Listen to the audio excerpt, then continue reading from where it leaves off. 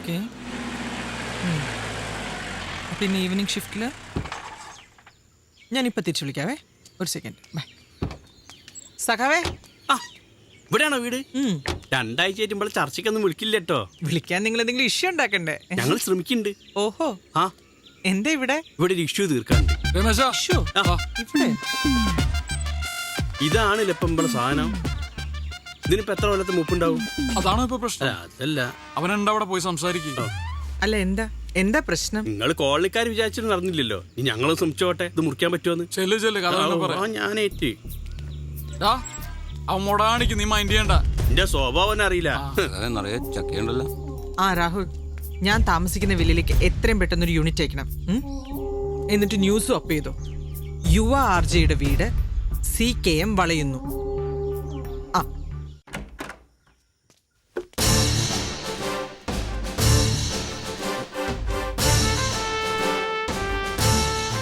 CKM ജില്ലാ കമ്മിറ്റിന്ന് സെക്രട്ടറിയാണ് രമേശൻ. കേട്ടുണ്ടാവും. തനിക്കെന്താ കാര്യം? ആ മുറ്റത്തിക്കനെ പ്ലാവൊന്ന് മുറിക്കണം. പറ്റെങ്കിൽ ഇന്ന് തന്നെ ആയിക്കോട്ടെ. പാർട്ടിയോട് കളിക്കണ സൂക്ഷിച്ചു വേണം. പാർട്ടിയല്ല, പട്ടാളം വേണമെങ്കിൽ വന്നോട്ടെ, ഞങ്ങൾ ആ മരം മുറിക്കുന്നില്ല. ഇത് പാർട്ടി ഏറ്റെടുത്തു കഴിഞ്ഞ പ്രശ്നം. ഒരു വിട്ടുവീഴ്ചയും പ്രതീക്ഷിക്കണ്ട. സുഹൃത്തെ, മര്യാദന്റെ ഭാഷയിൽ എന്നോട് ഇത്ര നേരം ഞാൻ സംസാരിച്ചേ. താൻ മറ്റേ ഭാഷ പറഞ്ഞു നോക്കി. ജെറി, പോലീസിനെ വിളിക്ക. കൊച്ചിയിൽ യുവ ആർജയുടെ വീട് CKM വളയുന്നു.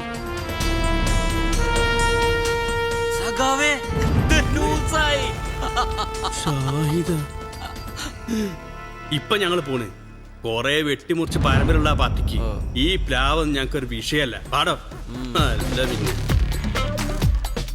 ഈ പ്ലാവുമായി ബന്ധപ്പെട്ട എന്തൊക്കെ കാര്യങ്ങളാണ് താങ്കൾക്ക് പറയാനുള്ളത്? ഇപ്പൊ വാർത്തകൾക്കൊക്കെ നല്ല ദാരിദ്ര്യ അല്ല മാഡം?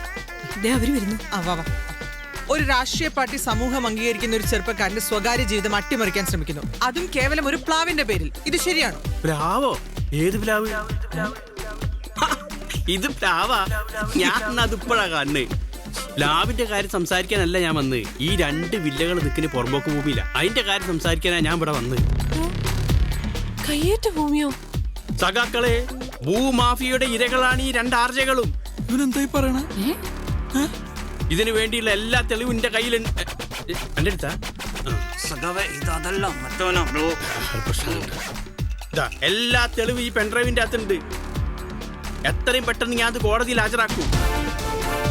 സത്യം ന്യൂസ് പുറത്തുവിടുന്നു. നഗരത്തിൽ വീണ്ടും ഭൂമാഫിയുടെ കയ്യേറ്റം. CKM കയ്യേറ്റ വിരുദ്ധ സമരത്തിലേക്ക്. അല്ല സഖാവേ, നമ്മള് തിരിച്ചു പോവുകയാണ്. അപ്പൊ പ്ലാവ് എടോ, പ്രത്യയശാസ്ത്രപരമായ പിന്മാറ്റം ചില യുദ്ധത്തിന് അനിവാര്യമാണ്. എത്ര അനുഭവം ഇവന് എന്നാലും ചോദിക്കില്ല. എന്താണ് നീ രാഷ്ട്രീയക്കാരെ വിളിച്ചോണ്ട് കണ്ടില്ലേ? വേറെ ആരോട് വിളിച്ചോണ്ട് പോടാ. ആരെങ്കിലും ഞാനാണ് ഇറങ്ങാൻ പോകുന്നത്. പന്നെ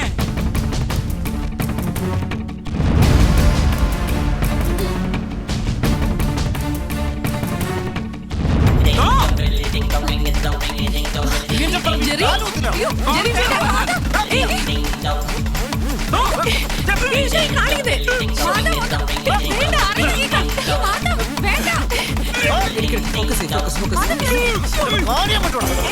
ജെറി, നീ ഇവിടെ നിക്കണ്ട, പോയി എടുക്ക്.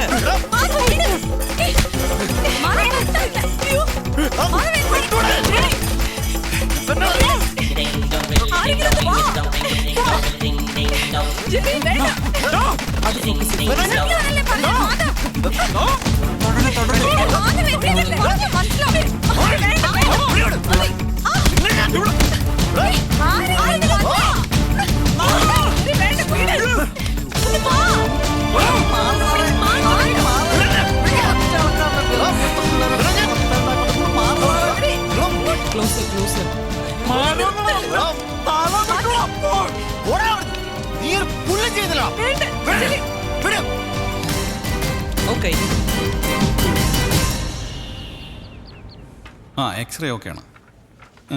ECG, സ്കാനിങ്, ഷുഗർ, കൊളസ്ട്രോൾ എല്ലാം നോർമലാണ്. വേറെ കുഴപ്പമൊന്നുമില്ല. എന്താണ് ഡോക്ടർ കുഴപ്പം? ഇത്രയൊക്കെ ടെസ്റ്റ് ചെയ്യേണ്ട എന്തെങ്കിലും കാര്യമുണ്ടോ? ബില്ല് സെറ്റിൽ ചെയ്തല്ലോ അല്ലേ? എന്തായാലും ഇന്ന് തന്നെ വീട്ടിൽ പോവാം. അയ്യോ, അത് പറ്റില്ല. ഒരു ദിവസം കൂടി കിടക്കണം. ഇത് ക്രിമിനൽ കേസാ. എന്നാലേ കേസിന് ബലം കിട്ടൂ. വേണം. എന്തായാലും ഇനി ഇത് വെറുതെ വിടാൻ ഞങ്ങൾ ഉദ്ദേശിച്ചിട്ടില്ല. അയാൾക്ക് ഞാൻ 3 കൊല്ലം വാങ്ങിക്കൊടുക്കും. വെറുതെ നിന്ന ആളിനെ അവര്. അറിയാം. പിന്നെ സ്റ്റേഷനിൽ കുറച്ച് കാശ് ഇറക്കിട്ട് വരും. റൈറ്റർ നമ്മുടെ ആളാ. തൽക്കാലം ഞാൻ എൻ്റെ കയ്യിൽ കൊടുക്കാം. എല്ലാം കൂടെ ചേർത്ത് ഇങ്ങ് തന്നാ മതി.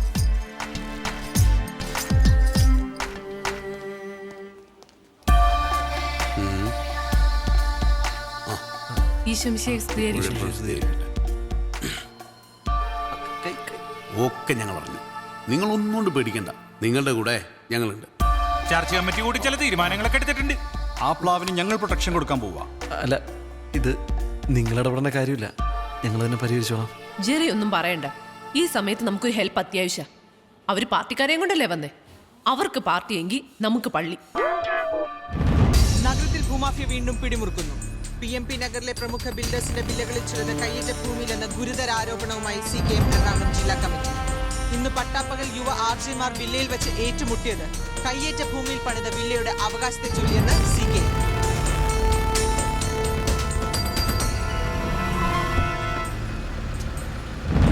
പ്രശ്നങ്ങളൊക്കെ ഉണ്ടാക്കി സ്വന്തം വീട് അവതാളത്തിലായപ്പോൾ സമാധാനമായല്ലോ, അനുഭവിച്ചു. അൻവർ, അനധികൃത ഭൂമി കൈയേറ്റം തടയുക. അനധികൃത ഭൂമി കൈയേറ്റം തടയുക. അനധികൃത ഭൂമി കൈയേറ്റം തടയുക. അനധികൃത ഭൂമി കൈയേറ്റം തടയുക. അനധികൃത ഭൂമി കൈയേറ്റം തടയുക. ഭൂമാഫിയ നീതി പാലിക്കുക. ഭൂമാഫിയ നീതി വലിക്കുക. മുഖ്യമന്ത്രി രാജിവെക്കുക. എന്താ പ്രശ്നം? എന്താടാ ഇത്? ആ ചാനലാരി പെണ്ണ് വന്ന് ചോദിച്ചപ്പോ ഞാൻ പേടിച്ചിട്ട് ഭൂമാഫിയന്റെ കാര്യം പറഞ്ഞു. ഇനി കുറച്ചു ദിവസം അതിൽ തൂങ്ങി നിൽക്കണം, ഇല്ലെങ്കിൽ പാർട്ടിക്ക് ക്ഷീണായി. ഇപ്പാവുമ്പോ അത്രയും പെട്ടെന്ന് നിൽക്കാം. രമേശൻ ഉണ്ടെങ്കിൽ എന്തിനെ പേടിക്കണേ? എന്നാണ് ആവുമ്പോൾ ചെയ്യിക്കുന്നത്?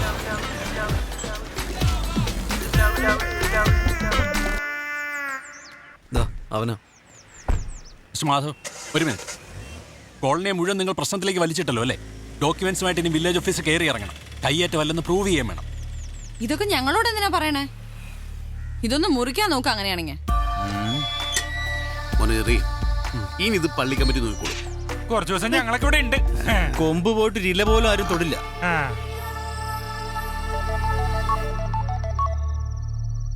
This is Thomas Philip.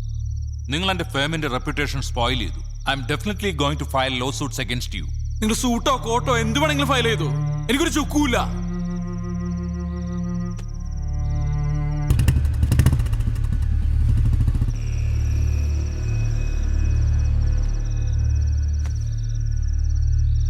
നമുക്കേ ടോമിച്ചായനോടൊന്ന് പറഞ്ഞു നോക്കിയാലോ? അത് വേണ്ടെന്ന് ഞാൻ ആദ്യം പറഞ്ഞല്ലേ.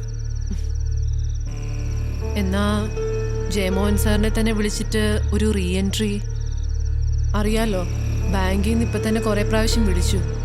ശമ്പളം കുറച്ച് കുറവാണെങ്കിലും സാരമില്ല, തൽക്കാലം നീ കുറച്ചേരം മിണ്ടായി. മനുഷ്യൻ കുറച്ച് സ്വസ്ഥായിരിക്കട്ടെ. അല്ല, എനിക്കറിയാം. ഞാൻ എന്താ ചെയ്യാ പറയൂ. It's okay.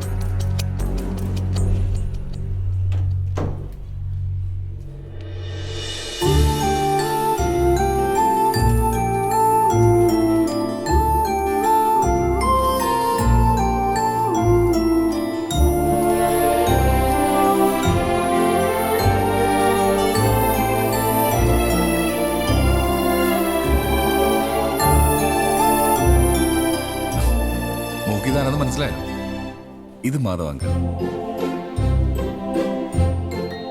ഇത് ജെറി അങ്കിൾ.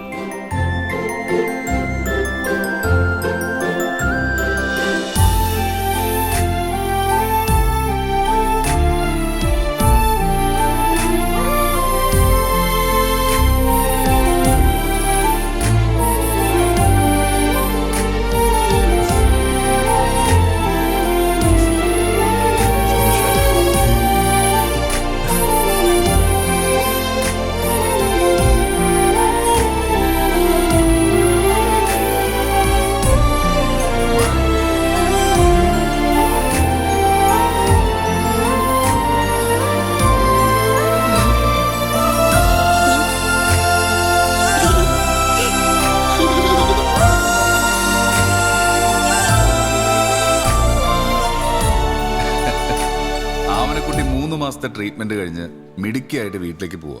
പോകുന്നതിന് മുമ്പ് ഒരേ ഒരു ഡിമാൻഡേ പറഞ്ഞുള്ളൂ, നിങ്ങൾ രണ്ടുപേരും കാണണം. അല്ലേ മോളെ?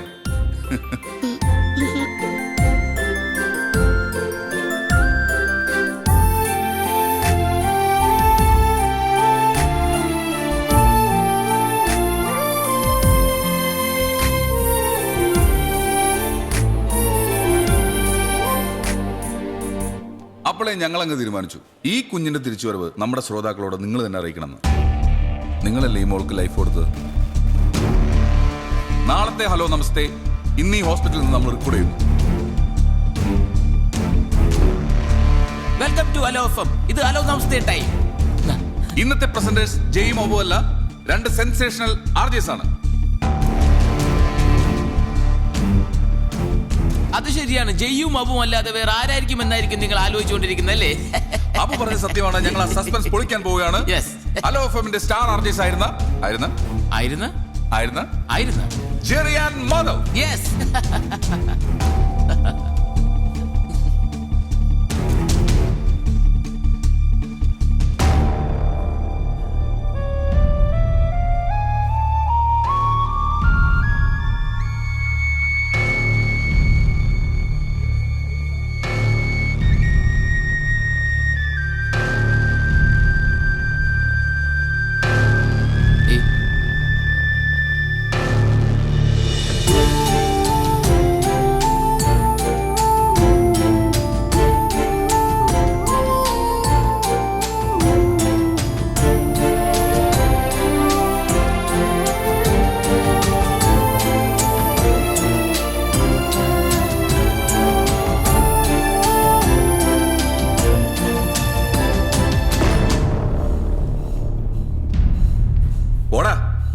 നീയൊക്കെ നിന്റെ ഈഗോ കെട്ടിപ്പിടിച്ചിരിക്കും. ഈ കുഞ്ഞു പറഞ്ഞാൽ നിന്നൊക്കെ വിളിച്ചു വരുത്തേ. വിവരമില്ലെന്ന് ആദ്യമേ അറിയായിരുന്നു, ഇപ്പൊ മനസ്സിലായി. മനസാക്ഷിയില്ല.